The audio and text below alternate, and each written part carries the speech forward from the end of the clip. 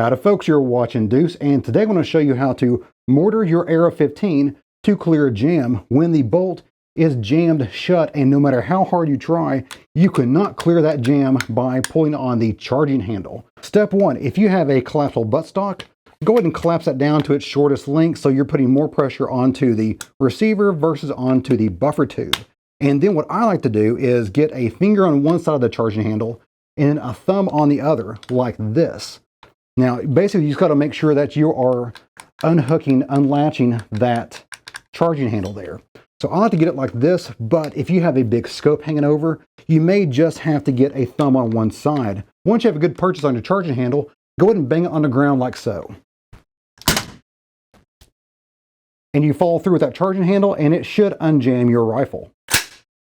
Now let's talk about why that works. The main reason why you may have to mortar your AR-15 in order to unjam it is because the cartridge is stuck in the chamber and it's not going to allow the bolt to twist and unlock. That's the way they work. Once it twists in there, it is locked in there. It's locked solidly and it will not come free without twisting first to be unlocked.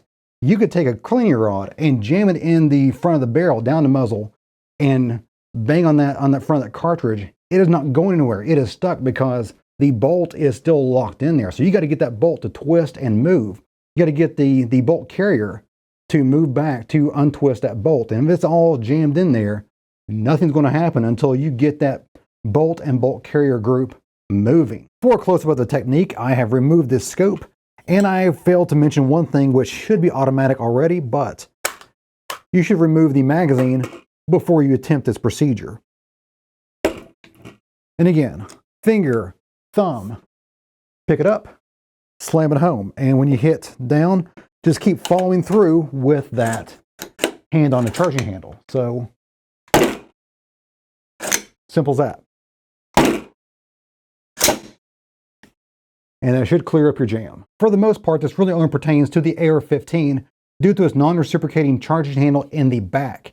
If you have a charging handle that is attached, physically attached to the bolt or bolt carrier group, such as this AK-47, an SKS, an M1A, a M14, M1 Garand, anything like that that has that charging handle physically attached to something on the bolt, then you can just stand it up and kick it or hit it with a branch or whatever you have laying around. You can just smash it like that. You can still mortar it though. You put a thumb on the charging handle and slam it home, and it will open up just like an AR-15. But it's not nearly as necessary. The mortaring procedure is really not necessary for these types of firearms. I personally have had to mortar my AR-15 on 2 different occasions out in the wild, a legitimate issue that came up that I had to use the mortaring technique. Not a demonstration, not a test to see if I could do it. No, it was 2 legitimate reasons. The first time was my fault. As you know, I reload my own ammunition. Well, I had a bunch of 5.56 loaded up for competition, and I was warming up for the competition, just going through the stages, kind of just popping up a few rounds here or there just to make sure that all the equipment was ready to go. And my bolt jammed home, would not move. The charging handle felt like it was welded in place. Somehow that one piece of brass had missed my trimming station.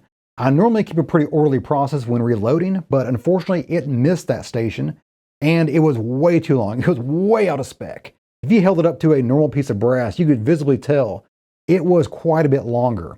And it was so long, in fact, that the mouth of that case, with the bullet stuck in it, got jammed into the rifling. It was past the chamber. It was past the chamber and into the rifling of the barrel. And that's what just cemented everything together. It took 2 or 3 mortarings to slam it against the ground, getting it to unstick.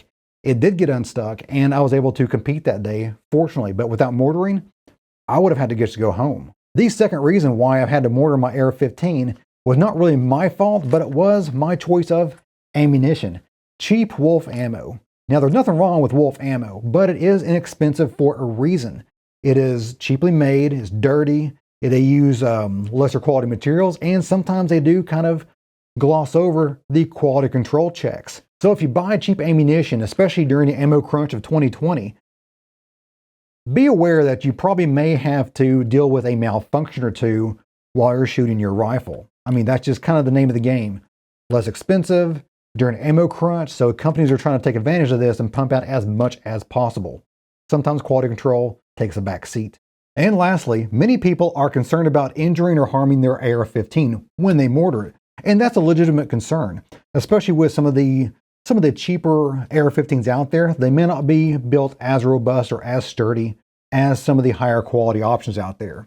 So that is a concern, but for the most part, it will take it. Unfortunately, you will probably scratch up the buttstock. You're going to scratch up that butt end plate there, because this never happens on a nice, even concrete ground or where there's carpet. This happens out in the woods. This happens on gravel. You're going to have issues at the worst time possible, not in the best time possible. It's like when you get a flat tire. You almost never get a flat tire in your driveway. You get it at night on the interstate where you have no idea where you are and no cell coverage. That's usually where you get your flat tire, not in the comfort of your own garage.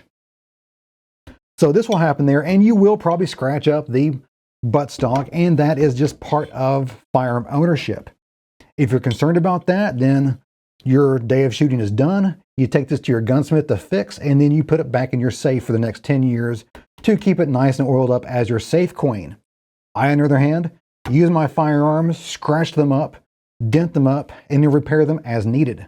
Because that's just the way I am. That's the firearm owner that I am. Well, guys, that's it for me today. I hope you enjoyed it. If you did, give me a like and go subscribe. A lot more is on the way. If you have any comments, questions, show ideas, or any other anecdotes about when you had to repair, jam, unjam, or mortar your AR-15, let me know in the comments below. I try to get to as many as possible. If you want to stay on Deuce and Guns channel, go and click on one of these two videos right over here. And as always, you guys have a great day. See ya.